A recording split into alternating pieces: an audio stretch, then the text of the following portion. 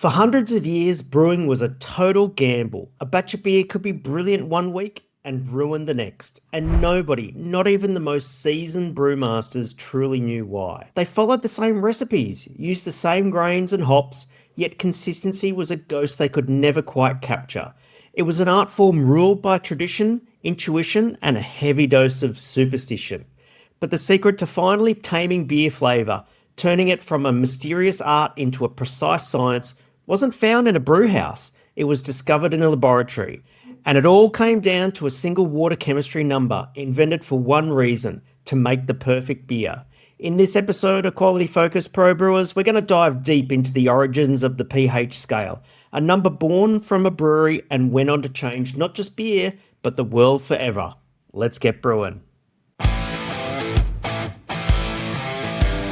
G'day brewers, my name is Hendo and I'm a brewer coach and mentor from the Rockstar Brewer Academy. I help home brewers and pro brewers from all over the world who struggle to find reliable brewing knowledge to brew world-class beer. Now, today we're going to talk about water chemistry, but most brewers, especially home brewers, think that a water profile is the ppm of calcium, magnesium, sodium, sulfate and chloride. But those numbers don't tell the full story.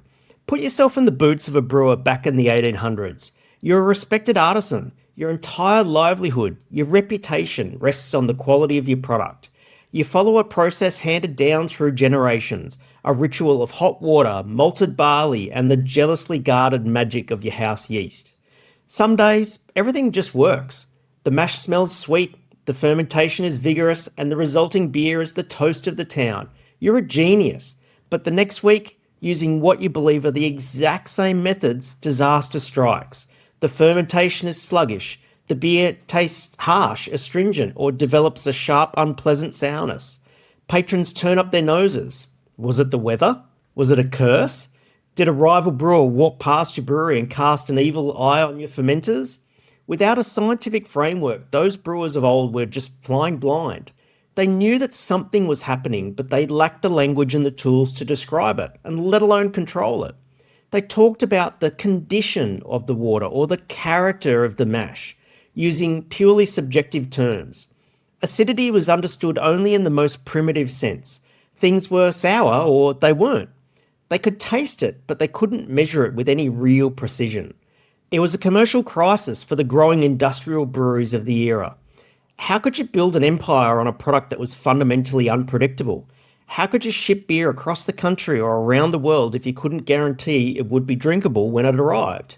The entire industry was held captive by these invisible, powerful forces.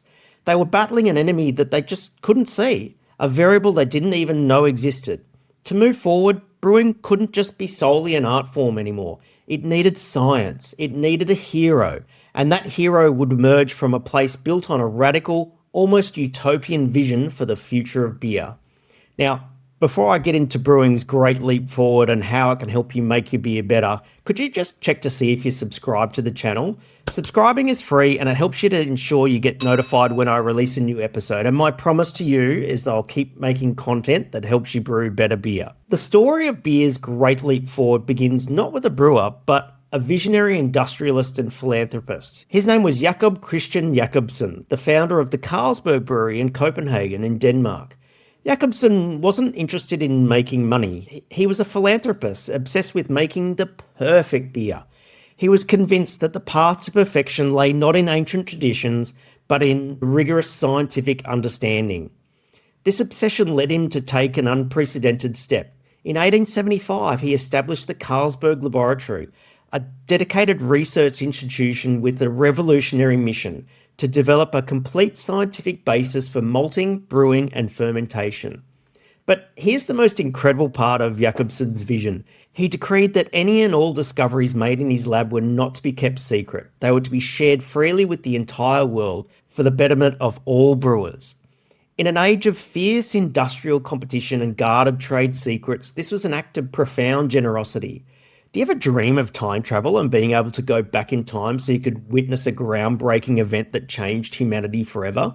For me, it's the Carlsberg Laboratory in the late 1800s, because that lab quickly became a beacon of progress that had impacts across the globe and into our daily lives. It was here in 1883 that Emil Christian Hansen first isolated and cultivated a single pure strain of lager yeast, giving us the beer that we all drink today. Up until this point, all beer was luck. It was an accidental mixed culture of fermentation. This breakthrough solved the problem of what they call beer sickness, caused by wild yeast or bacterial contamination, and it completely revolutionised the global brewing industry. But another, even more fundamental mystery remained. Brewers knew certain chemical process had to happen in the brewing process, but they were still wildly inconsistent and uncontrollable. The lab needed a brilliant mind to tackle the building blocks of beer, proteins and enzymes. So in 1901, they appointed a new head of the chemical department, a quiet, meticulous Danish biochemist named Søren Peter Lauritz Sørensen. He was tasked with understanding how enzymes, the ones that convert starches into sugars in the mash tun, actually worked. Sørensen had no idea that in his quest to solve this brewing problem, he was about to give the entire world of science one of its most essential tools, and that was the invention of pH. Sørensen dove into his work at the Carlsberg laboratory. He quickly realised that the effectiveness of these enzymes, their ability to do their job, was dramatically affected by the chemical environment they were in. Specifically, their performance was directly linked to the acidity of the solution, and in this case, the mash. But here, he hit the same wall that had frustrated brewers for centuries. The language of the time was hopelessly vague. How do you quantify slightly acidic or very acidic? To run repeatable scientific experiments, you need numbers. You need data. Describing acidity with adjectives was like trying to build a house using measurements like kind of long or pretty wide.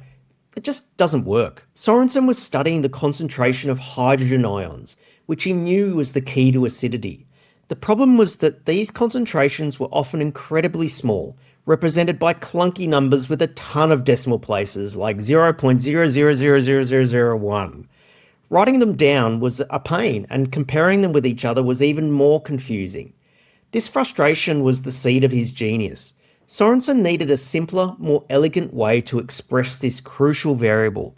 His aha moment, published in a landmark paper in 1909, was to create a logarithmic scale. He proposed taking the negative logarithm of the hydrogen ion concentration. This simple math trick transformed those unwieldy numbers with lots of decimal places into simple, manageable numbers. He called his new scale pH, but it's not pH as how we write it now. The H was actually a subscript, unlike the small p, capital H way we write pH today. Now, over the years, there's been some dispute about what the acronym pH actually stands for, but the P likely stands for the German word potens, or the French word puissance, both meaning power, and the H standing for hydrogen. So pH quite literally means the power of hydrogen. The scale was beautifully simple. It's a scale that runs from 0 to 14. A pH of 7 is neutral, like pure or RO water. Anything below 7 is acidic, and anything above 7 is basic or alkaline. Now, it's not a linear scale, it's logarithmic, so that means that each whole number step represents a tenfold difference in acidity. So a solution with a pH of 6 is 10 times more acidic than one with a pH of 7. And something with a pH of 5 is 100 times more acidic than something with a pH of 7. Now, as I said, contrary to popular belief, especially with homebrewers, the pH scale isn't linear and shouldn't be considered as such when doing brewing water chemistry calculations, such as how much acid to add to your mash to drop your pH to a certain level. It's also a misconception that pH is a direct measurement of acidity, but here's the thing, you can't taste pH. Think about it. What's the pH of a standard pale lager? It's about 4.2. And a typical sour beer, the pH sits at about 3.5. So let me ask you this, what's the pH of Coca-Cola? It's about 2.7. So let me ask you this question, is Coca-Cola sour? Of course not. So why is its pH so low? Instead, what you need to do is you need to think of pH like the focus on a camera. Sørensen had just given brewers, and indeed scientists everywhere, the ability to precisely dial in the focus on their chemical reactions. He replaced vague feelings with hard numbers, and in doing so, he turned the key that would finally open the door to the science of brewing. So while pH measures hydrogen ions, it doesn't directly measure the amount of acid or sourness in your beer, And that's what titratable acidity is for. And if you want to learn more about that, you can check out episode 33 of the podcast for that brewing water chemistry number. With the invention of the pH scale, the invisible world of brewing chemistry suddenly snapped into sharp focus. This single number became the master control dial for the entire brewing process, allowing brewers to dictate outcomes at every critical stage. The art of brewing finally had its science. The first and probably the most critical application of pH was in the mash tun. The goal here was to convert starches from the malt into fermentable sugars, a job that's done by enzymes. Sorensen's work showed that these enzymes are incredibly picky. They work best within a very narrow pH window, ideally between about 5.2 to 5.6. If the mash pH is too high, the enzymes, they get lazy and the starch conversion is incomplete. This leaves you with less potential extract and therefore less potential alcohol, and worse, you can extract harsh astringent tasting tannins from the grain husks. And if the pH is too low, you also get poor enzyme activity. Before the pH scale, hitting this target was pure luck. Now brewers could measure their mash pH and adjust it, guaranteeing an efficient conversion and a clean foundation for their beer. Next up, after the mash, the sweet work moves into the kettle for the boil. And here too, pH is a silent director. During a vigorous boil, proteins from the malt must clump together to form hot break. This is essential for a clear, stable final beer. A proper wort pH, which drops slightly during the boil, is crucial for this to happen. If the wort pH is too high during the boil, these proteins stay suspended, leading to a permanently hazy beer. And on top of that, the pH of the boil affects hop utilization. The process that creates bitterness from hops is actually more efficient at a slightly higher pH. However, this comes at the cost of a harsher bitterness. A lower pH in the boil might extract less bitterness, but the quality of that bitterness is much smoother and more pleasant. pH allows brewers to find the perfect balance. And one last thing about wort pH during the boil. Getting your wort pH right at the start of the boil is far more effective at DMS precursor reduction than an extended boil ever will be. So hitting your target wort pH at knockout is one of those 3 sacred trilogy numbers that I talk about that means you get a perfect brew day. And it's a big part of your recipe's water profile too. The best way to ensure that you run the perfect brew day is to do what I call the 10-minute check during the last 10 minutes of the boil. If you want to learn how to do the 10-minute check and how it can help you run the perfect brew day, then comment the words 10-minute check below and I'll send you the PDF. After knockout, once your wort is cooled and yeast is pitched, pH plays its most vital role as a bouncer. As yeast begins converting sugars into alcohol and carbon dioxide, it also produces organic acids. This causes the pH of the fermenting beer to drop significantly, typically in the 4 to 4.5 range, depending on the beer style. In fact, pH tells the brewer if a fermentation is about to start or whether there's any issues with your yeast health, because the pH of your wort will drop before the gravity does and before you see any bubbling in your airlock. So if you're not checking pH in addition to the gravity during your daily fermentation checks, then you're not getting the full picture. And at the end of fermentation, again, pH comes to the rescue to tell the brewer that fermentation is fully completed. You'll see a slight kick up in pH as the yeast become dormant.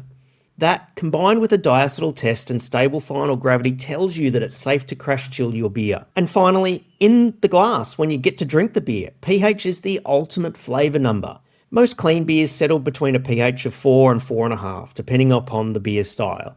The right level gives a perception of crispness and brightness. If the pH is too high, the beer can taste dull, flabby, or even soapy. And if the pH is too low, it can become overly tart, unless that's your goal, like, you're brewing a sour beer or something like that. pH also influences foam stability and the beer's long-term shelf life, preventing haze and suppressing spoilage microbes. pH is the unseen hand guiding the beer to its perfect expression. So, how does this matter to you and how do we apply it? All right, so we've got a Danish scientist in 1909 who had a brilliant idea that revolutionised industrial brewing. That's a great story, but what does pH actually mean for you, the modern brewer? It means everything, and it's a fundamental step in understanding brewing water chemistry. Taking control of your pH is arguably the single most impactful step you can take to move from making decent, sometimes good beer to making consistently great beer. It's the key to consistency, and it's the key to complexity in your beer flavour.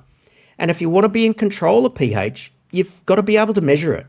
While pH strips used to be a thing, a digital pH meter is the only way to go to be on top of your pH these days. A digital pH meter gives you a precise numerical readout. While it's a bit of an investment, a reliable pH meter is a game changer for your brewing, and if you've never measured it before, it's a huge insight into something that you're currently blind to. But a pH meter is only as good as its calibration, and this is the most common mistake that brewers make. You absolutely have to calibrate your pH meter daily using buffer solutions of a known pH. Think of it like tuning a guitar before a concert. If you start your concert out of tune, then everything you play will just sound wrong. And here's another critical rule. Always measure a cooled sample. Taking a pH reading of a hot sample will give you an inaccurate number because pH changes with temperature. Pull a sample, cool it to less than 30 degrees Celsius in an ice bath, and then take your pH reading. It takes a few extra minutes, but accuracy is everything. And no, I don't trust automatic temperature correction of even the most expensive pH meters. So once you've got an accurate reading, what do you do if your pH isn't within the tolerance of your target? You adjust it. You've got a few tools at your disposal to achieve this. First one, water chemistry. Your starting water is the foundation. Most municipal water is slightly alkaline. You can use brewing salts like gypsum, calcium chloride, and Epsom salts to add calcium and magnesium ions, which is hardness, to help you lower the pH. You can also dilute your tap water with distilled or reverse osmosis water to reduce high alkalinity. The next thing is your grain selection. The grains themselves have a huge impact on pH. Dark roasted malts are naturally more acidic and will lower the pH significantly. This is why stouts and porters often naturally fall into the right range. You ever been to a brand new brewery where all of the pale beers are like, meh, but the dark beer that you try on tap is amazing? That's the sign of a brewery that's not on top of its brewing water chemistry and pH control. And on the flip side, a Pilsner made with only pale malts will have a higher pH and will almost always need adjustment downward to give it its signature crispness. While you can use acidulated malt, which is basically base malt treated with lactic acid bacteria to lower your pH, I prefer direct acid addition because the most direct method of bringing pH down is adding food-grade acid. The most common acids we use in brewing are lactic acid and phosphoric acid, and you can choose whichever one you want. These are used in very small amounts, often just a few milliliters at a time depending upon your batch size, to nudge your mash and wort pH down into that 5.2 to 5.6 target range.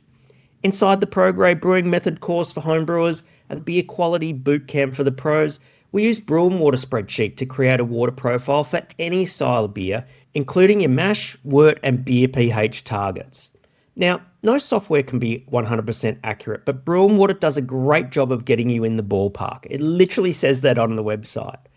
By measuring and adjusting your pH, you're no longer leaving your beer's flavour to chance. You're taking active control of the variables, just like Sorensen intended. You're becoming not just an artist, but a scientist.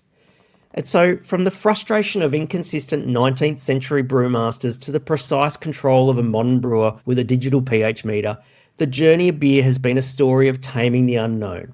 At the heart of that is the story of one bloke, Søren Sorensen, and the one institution, the Carlsberg Laboratory. Sorensen never won a Nobel Prize for his work, although he was nominated many times. But you could argue his legacy is far greater. The pH scale, invented by us, brewers, to solve a specific brewing problem, broke free from the lab and became an indispensable tool across all of science and industry. It's used today in medicine, agriculture, environmental science, and countless other fields. Every time a doctor checks the pH of your blood, a farmer tests the soil for the food that you eat, or you go for a swim at your local pool, they're all using the gift that Carlsberg gave the world. For brewers, it remains the master key. It's the brewing water chemistry measurement that transformed brewing from an inconsistent art into a precise and repeatable science. It's the difference between hope and control.